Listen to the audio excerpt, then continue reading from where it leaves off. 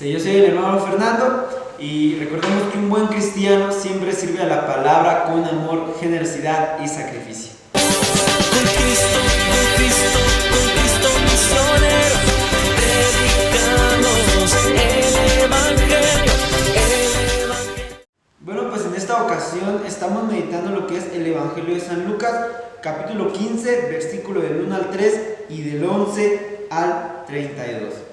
Este evangelio es un evangelio ya muy conocido por todos nosotros, es la parábola del hijo pródigo. Pero pues el Señor empieza esta lectura diciendo que estaban todos los cobradores de impuestos para Roma y la gente mala y de mala fama se acercaban a Jesús, y los fariseos y los maestros de la ley criticaban a Jesús diciendo: ¿pero por qué este come con los pecadores? Es por eso que Jesús decide contarles esta parábola, la del hijo pródigo, que nuestro fundador, el padre Luis Butera, siempre ha comentado que en vez de llamarse la parábola del hijo pródigo, debería de ser titulada, o deberíamos de conocerla como la parábola del Padre Misericordioso, porque sin duda es una parábola que muestra la misericordia de Dios. Nos empieza diciendo la parábola que habían dos hijos, y el más joven decide pedir la parte de su herencia. Ojo, la juventud siempre es signo, o un joven siempre es aquel que quiere experimentar, que quiere conocer nuevas cosas. Es la etapa donde pues queremos ser libres, ir, salir, hacer, deshacer, y también es la etapa de la rebeldía, ya donde los jóvenes empiezan a vestirse de diferente manera, empiezan a cuidarse más. Ya luego vemos a los muchachos, a las muchachas con el piercing aquí en la cara, o con diferentes partes. Y sin duda, pues el más joven es el que dice: pues voy a salir, voy a experimentar. Le dice: padre, dame la herencia que me toca, y pues ya. Y hermanos, sin duda, cuando uno reclama herencia, hay muchos que la herencia se pide hasta cuando los padres mueren, hasta cuando los padres están muertos. La herencia se reclama hasta que el padre muere, pero él decide pedirla antes, como en signo de decir que no le importa a su padre, que lo que él quiere es que ya se muera y que le dé la parte de su herencia, lo que le toca. Esta actitud muchos de nosotros a veces también la podemos tomar con Dios. Decirle: mira Dios, ahorita no puedo, más adelante sí. O yo te quiero seguir, pero a mi manera, como yo pueda, como yo lo sugiera y como a mí me convenga. Este joven en su rebeldía dice que vende todo lo que tiene, y lo que él busca es alejarse de su padre, y dice: se va.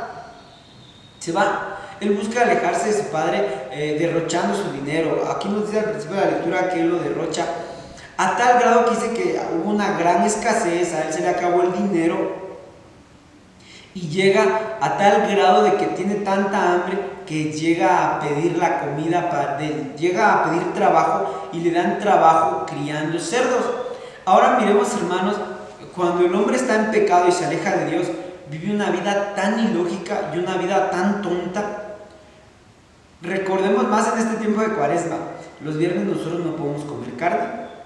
Se recomienda los viernes de Cuaresma. Los judíos no podían comer carne. No podían comer carne de cerdo. Entonces, ¿cuál era el fin de criar cerdos si no pueden comer la carne?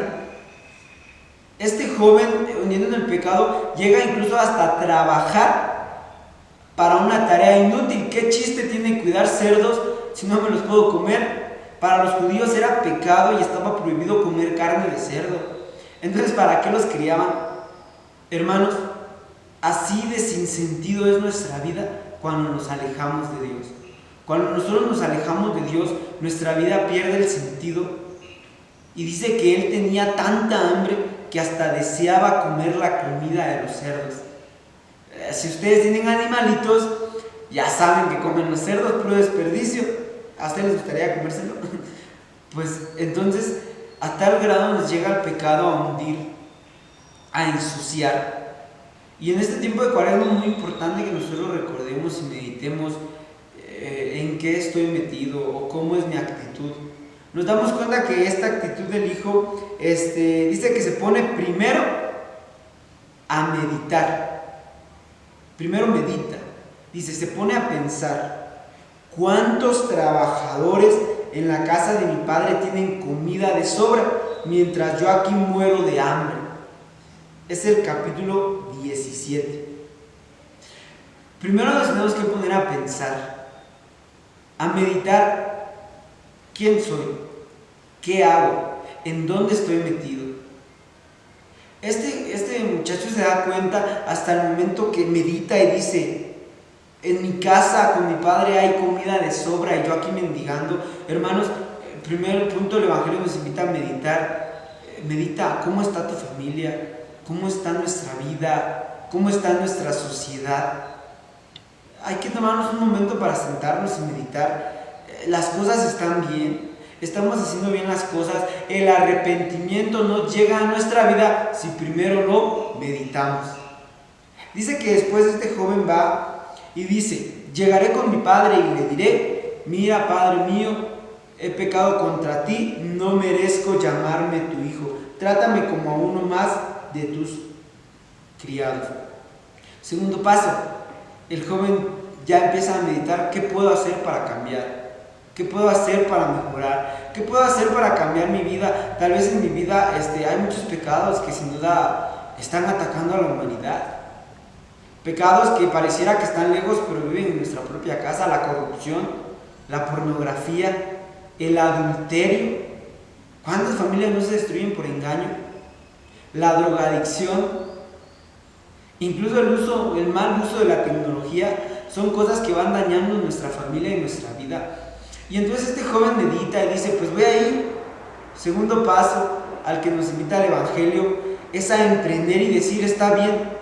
Este joven confía y dice, voy a ir y sé que mi padre me va a aceptar. Sé que él me va a aceptar. Y va y emprende. Y tercer paso dice, así que se puso en camino y regresó a la casa de su padre. Hermanos, el Evangelio nos invita a levantarnos, levantar la mirada y regresar a Dios.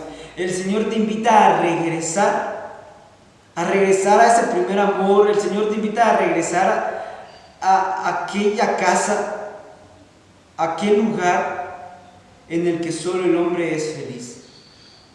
Y meditemos en nuestro corazón, más en esta cuaresma, en dónde estoy metido, cómo mejoraré, y las ganas de regresar a la casa del Padre. Y sin duda la parte más hermosa del Evangelio dice de que llega el hijo y le dice, Padre, y dice que el Padre lo ve desde lejos y el Padre va a su encuentro. El Padre lo ve y se alegra y va a su encuentro. Y a mí siempre me ha llamado mucho la atención esta parte donde le dice, ya donde él empieza a decir todo lo que había pensado. Padre mío, he pecado contra ti, ya no merezco llamarme tu hijo. Y dice que el padre luego ni tal vez le escuchó, le corta y ni siquiera lo termina de dejar, ni siquiera deja que termine de hablar. ¿Por qué? Porque el Señor lo único que espera es que nos acerquemos a Él, que queramos regresar, que queramos ir. Al Padre ya no le importaba el pecado, a Dios ya no le importa nuestro pecado, lo que hemos cometido. A Dios lo que le importa es la intención que tenemos de regresar. La peor tentación que puede tener el ser humano es creer que por el pecado ya no es digno de acercarse a Dios. Al contrario, recordemos de que el Señor lo dice, yo he venido por los pecadores y no por los justos. Y luego el Padre se acerca y dice, ordena a sus criados, saquen pronto la mejor ropa y vístanlo. Póngale también un anillo en el dedo y sandalias para los pies. El hijo iba sucio. El Padre pide cambiarlo de vestidura. Cuando nosotros nos acercamos a la misericordia de Dios, eso sucede. El Señor nos transforma, nos quita la suciedad de nuestro corazón y nos transforma. Nos va y nos limpia. Hace nuevo nuestro ser. Le da el anillo. El anillo que sabemos que un anillo es signo de compromiso. Le devuelve el anillo al hijo y le dice, pues aquí está. Aunque me hayas fallado, vuelvo a pactar una alianza contigo. Volvemos a estar unidos. Y le dice que le da sandalias. Aquel hijo iba descalzo lastimado los pies por el camino, por el mal camino que había elegido, y el Señor le devuelve las sandalias, le da un nuevo camino, le vuelve a trazar el camino para seguir. Sin duda la parábola del Padre Misericordioso es una parábola que nos muestra la bondad y la misericordia de Dios. Y esta parábola nos invita, hermanos, siempre a acercarnos, siempre a ir, a motivarnos. Independientemente de donde estemos, el Señor siempre nos va a ayudar. Entonces en este día, pues yo te invito a que medites qué está mal en mí y siempre tener en cuenta la misericordia de Dios. El Señor no nos deja. El Señor en cualquier momento, en cualquier problema te ve y te sigue amando de todas las maneras. No tengas miedo de acercarte a Dios. Y ya por último, dice que el hijo mayor, se enoja.